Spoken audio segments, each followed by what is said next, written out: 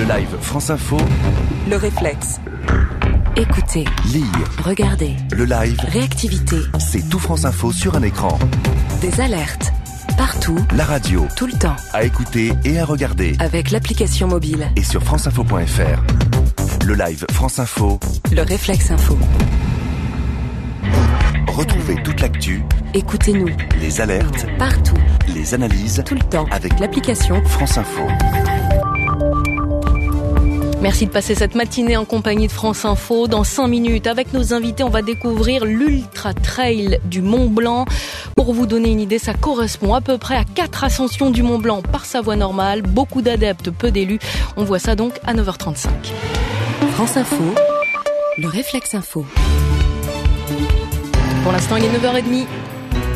Un nouveau point sur l'actualité avec Noémie Bonin. Bonjour Noémie. Bonjour à tous. Des centaines d'agriculteurs attendus à Laval, en Mayenne, ce soir. Ils veulent bloquer le site de Lactalis.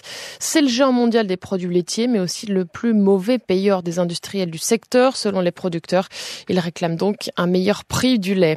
C'était attendu. Arnaud Montebourg a annoncé hier sa candidature à l'élection présidentielle de l'an prochain. L'ancien ministre socialiste de François Hollande s'en est pris au chef de l'État. Il a détaillé son projet dans un discours à Frangy-en-Bresse, son fief électoral en Saône-et-Loire. Les anciens collègues d'Arnaud Montebourg, justement, font aussi leur rentrée. Conseil des ministres ce matin, après quelques jours de repos.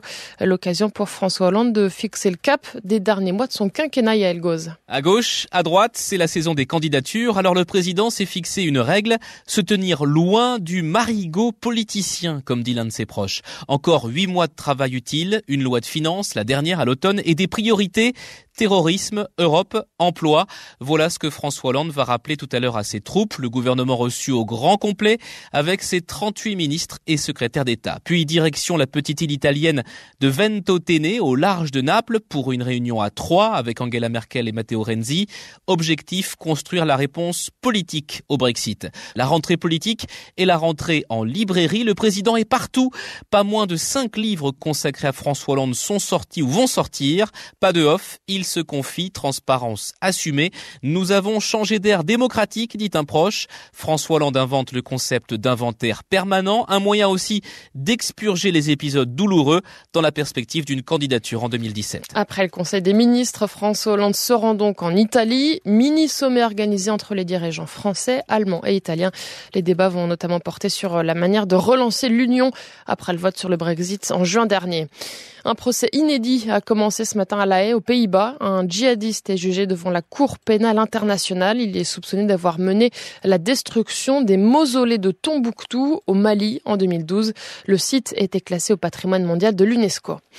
Rio va pouvoir retrouver petit à petit sa vie normale. Les Jeux Olympiques sont terminés. Cérémonie de clôture hier sous la pluie. Mais les sportifs comme les spectateurs en ont quand même bien profité, Maya Cazenave. Une cérémonie arrosée mais festive, même si le mythique stade de Maracana n'avait pas fait le plein. Qu'importe, pour les supporters français présents, c'est la fin d'une expérience extraordinaire. Eric a économisé pendant 8 ans pour faire ce voyage au Brésil pendant les Jeux. On a eu beaucoup de chance parce qu'on a vu la médaille de Teddy Riner, la médaille de l'équipe d'épée, le grand drame de la Villénie qui a quand même gagné une médaille d'argent. Et puis le grand drame de la remise de médaille de la Villénie, mais qui est venu derrière pour soutenir Kevin Mayer. Donc il s'est mis dans le public a chanté pour lui.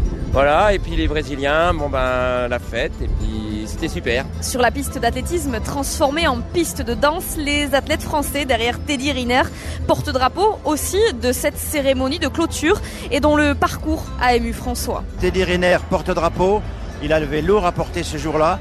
Et donc il a fait ce qu'il fallait pour être médaillé olympique une deuxième fois. Et donc on est vraiment très heureux que le porte-drapeau français, surtout Teddy, puisse avoir cette médaille d'or amplement méritée. Je crois que c'est celle-là qui fait peut-être le plus plaisir, même si toutes les autres sont des belles médailles. Les amateurs de sport, de fête et d'olympisme ont maintenant rendez-vous dans 4 ans à Tokyo.